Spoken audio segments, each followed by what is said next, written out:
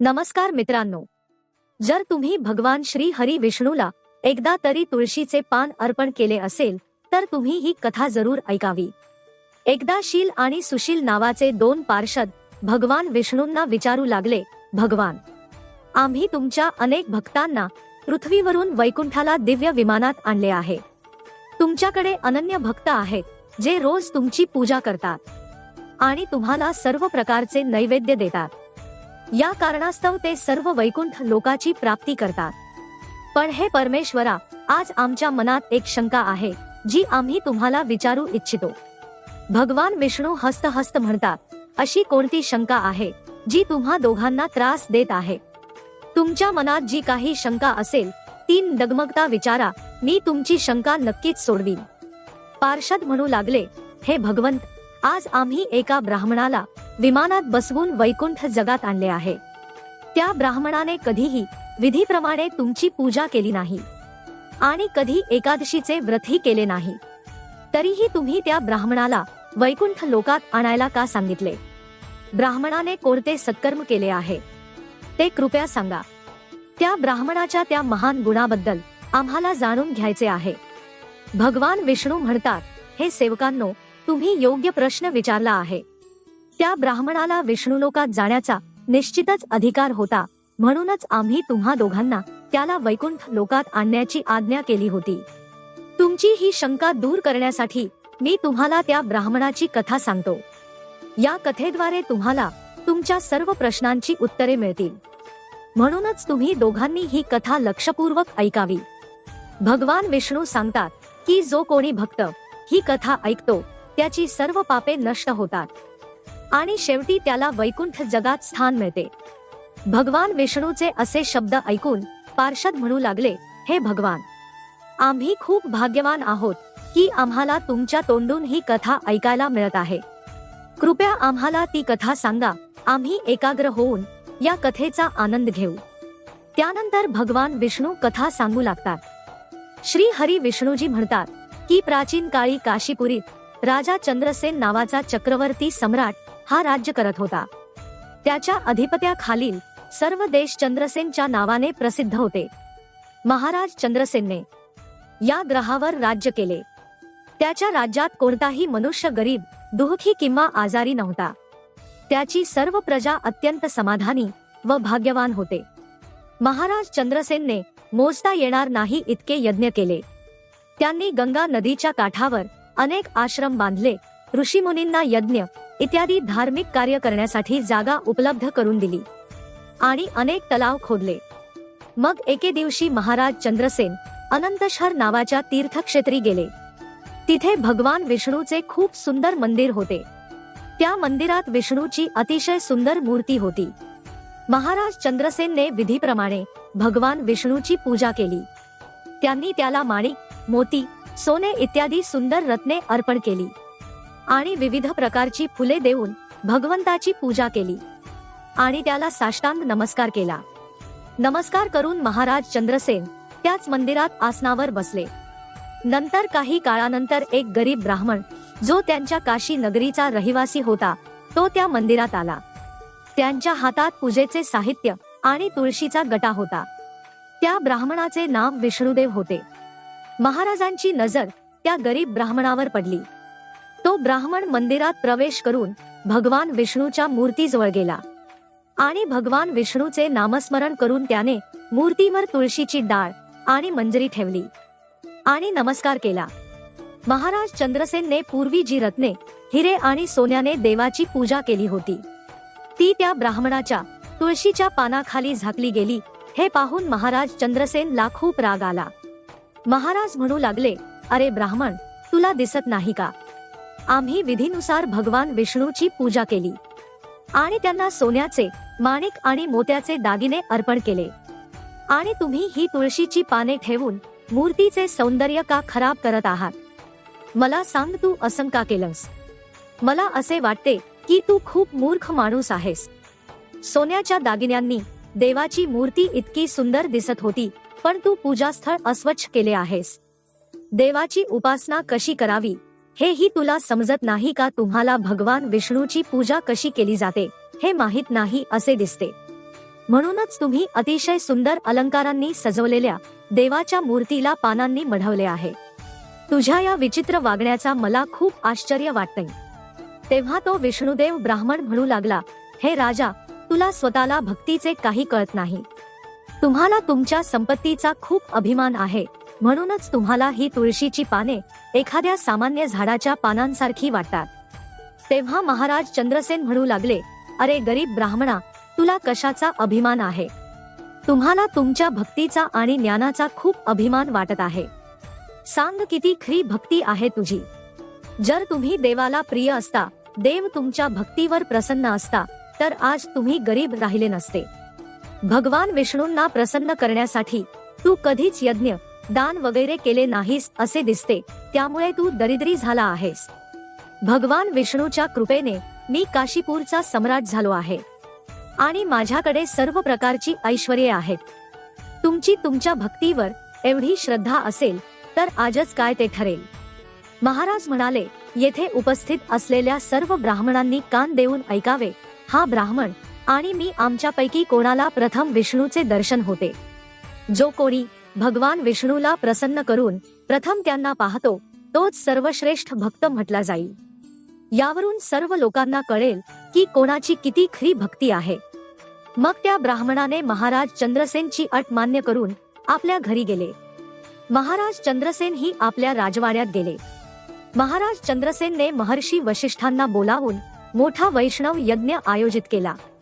मग सर्व ऋषींनी आणि महर्षी वशिष्ठांनी यज्ञ सुरू केला. त्यांनी अनेक ब्राह्मणांना बोलावून त्यांना अन्नदान केले. दुसरीकडे मग ब्राह्मण ही त्यांच्या घरी गेले आणि ते त्यांच्या घरीच विष्णू देवाची पूजा करू लागले. त्यांच्या घराच्या समोरच अनेक तुळशीची झाडे होती. ते नित्य नेमाने त्या झाडांची काळजी घेऊ लागले. रोज उठून त्या झाडांना पाणी घालू लागले. त्या झाडांचे पालन पोषण करू लागले. गुरुवारच्या दिवशी तुळशीला कच्चे दूध अर्पण करायचे. प्रत्येक काम करताना, चालताना, जेवताना, उठता बसता ते सर्व प्राणीमात्रांमध्ये भगवान विष्णूंचे स्मरण करू लागतात.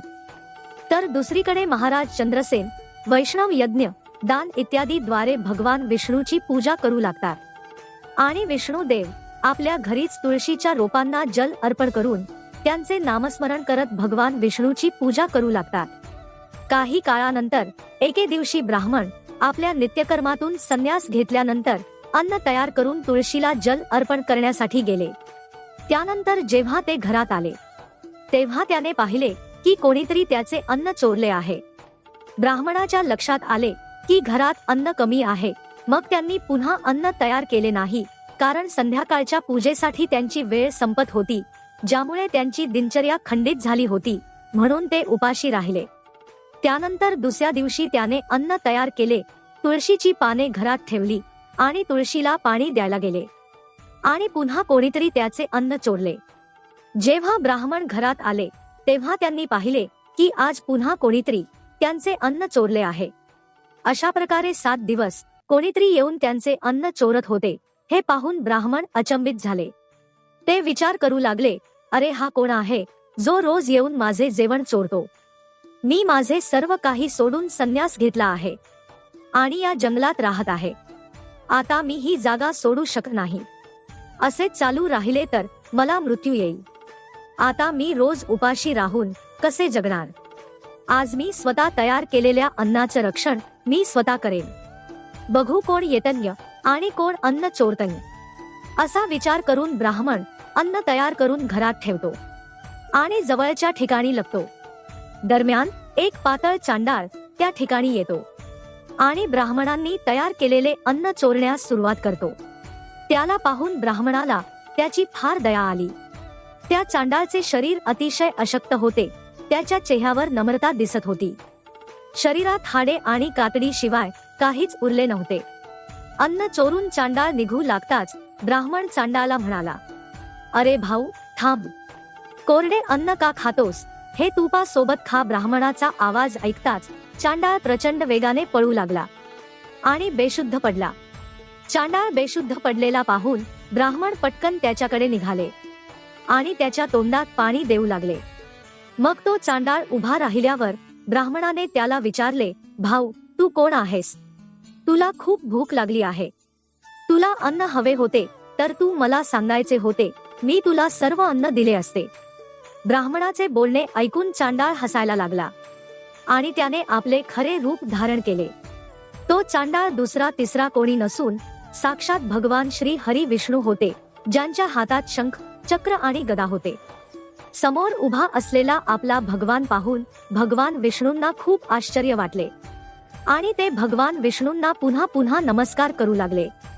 भगवान विष्णू त्या ब्राह्मणाला म्हणू लागले, हे ब्राह्मणा, तुझ्या भक्तीवर मी अत्यंत प्रसन्न झालो आहे.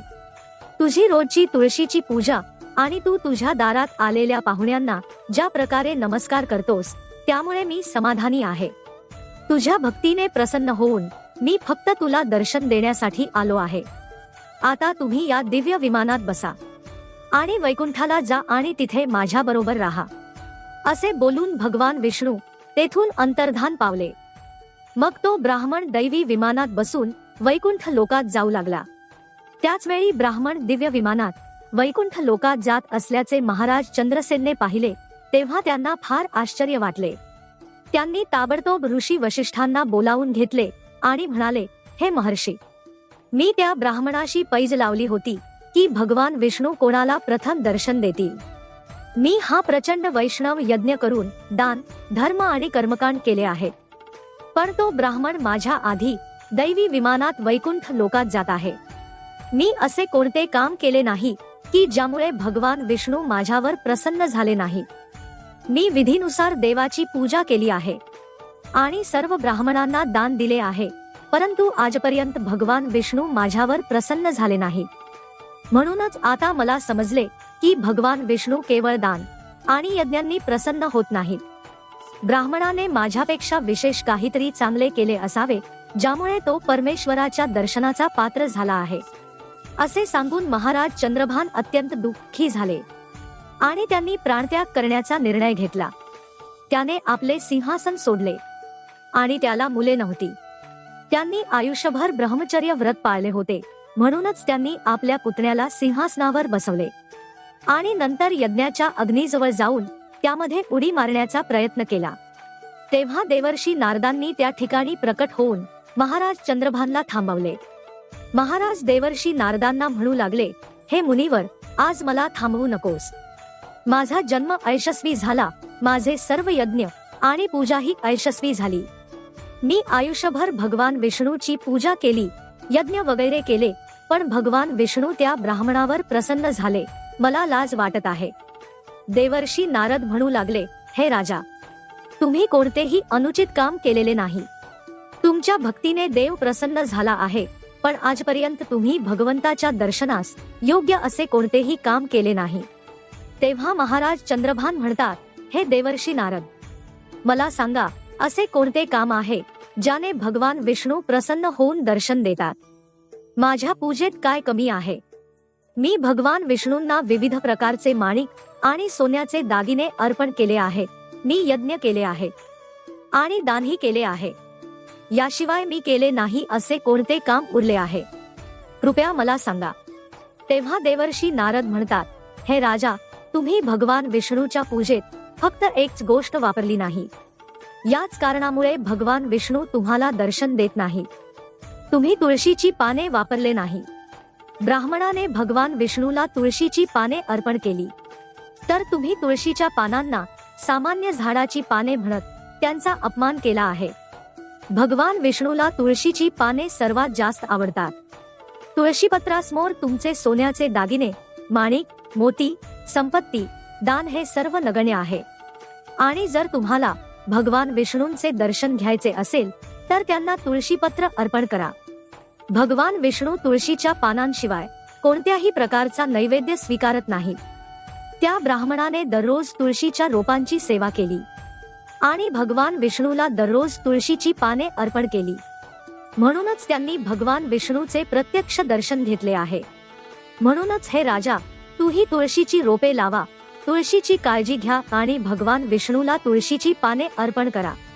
देवर्षी नारदांचे म्हणणे ऐकून महाराज चंद्रभानला पश्चाताप होऊ लागला. त्याला आपली चूक समजली आणि मग त्याने आपल्या राजवाड्याजवळ सुंदर तुळशीची रोपे लावली आणि दररोज तुळशीला पाणी घालू लागले आणि तुळशीची पाने भगवान विष्णूंना अर्पण करू लागले, ज्यामुळे त्याचे सर्व दोष दूर झाले. मग एके दिवशी भगवान विष्णूंनी स्वतः महाराज चंद्राभानला दर्शन दिले आणि म्हणाले, हे पुत्रा, तुझ्या भक्तीने मी अत्यंत आनंदी आहे. तू दिलेल्या भोजनाने मी तृप्त झालो आहे, म्हणूनच तू आता या दिव्य विमानात बसून वैकुंठ लोकात जाऊन माझ्याबरोबर निवास कर. तेव्हा महाराज चंद्रभान ही दिव्य विमानात बसून विष्णू लोकात गेले. भगवान विष्णू म्हणतात, हे सभासद हो, मला तुळशीची पत्रे सर्वात जास्त आवडतात. तुळशीची पाने अर्पण केल्यानेच ब्राह्मणाला विष्णूचा संसार प्राप्त झाला. भगवान विष्णूंचे हे विधान ऐकून दोन्ही पार्षद अतिशय आनंदित झाले आणि भगवान विष्णूंना वारंवार नमस्कार करू लागले. अशा प्रकारे भगवान विष्णूला अन्न अर्पण करताना तुळशीच्या पानांचा वापर करावा. राग, अभिमान आणि मत्सर सोडून भगवान विष्णूची रोज पूजा करावी. एकादशीचे व्रत केल्यानंतर तुळशीच्या रोपाची चांगली काळजी घ्यावी. ब्राह्मणांनी दान द्यावे व गायींची सेवा करावी. भगवान विष्णूची पूजा करणाऱ्यांनी तामसिक अन्नाचे सेवन करू नये. असे केल्यानेच मनुष्य विष्णूचा संसार प्राप्त करतो. तर मित्रांनो, आपल्याला ही माहिती आवडल्यास लाईक आणि सबस्क्राईब चॅनेल नक्की करा. ओम नमो भगवते वासुदेवाय.